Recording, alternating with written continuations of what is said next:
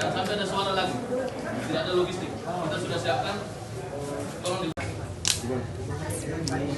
botol. Kepada para. Oh iya, siap. Kalau kondisi di sana itu memang agak ekstrim dibandingkan dengan bidang yang lainnya.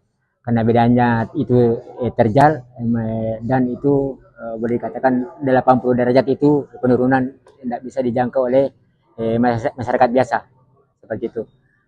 Petugas saja sampai sekarang yang diterap 545 itu belum bisa dijangkau karena begitu terjalnya dengan tebing yang begitu tinggi dengan air terjunnya yang begitu terjal seperti itu. Makanya kami kemarin itu menjangkau sekitar 1,5 jam ke sana, dalam artian bahwa jalan pintas yang kami tempuh itu tidak bisa dilewati dengan petugas yang lainnya.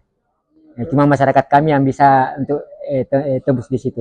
Oh, berarti memang ada jalur khusus Pak? Ada, karena dilewati masyarakat memang ada.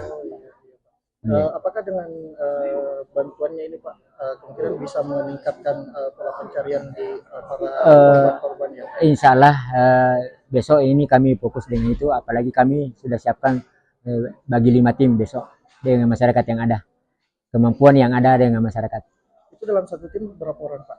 Kalau di terap satunya itu kami pakai satu anggota untuk pemimpin tim gabungan. Di terap 2 juga satu anggota untuk tim gabungan, terap 3 juga begitu. Kemudian terap 45 ini kami bagi 2 kelompok tim itu masing-masing ada yang 8, ada yang 7. Seperti itu. Kalau total keseluruhan berapa Pak? Kami sebenarnya 19 yang tapi standby di dua sini untuk menunggu info dari kami bahwa sudah begini keadaannya. Jadi tetap kami pasang teman-teman di sini 2 orang standby, apabila dibutuhkan beliau yang mengantar ini tim eksekusi untuk ke sana. Dalam artian bahwa untuk menempuh jalur yang kami lewati tadi. Download Tribun X sekarang, menghadirkan lokal menjadi Indonesia.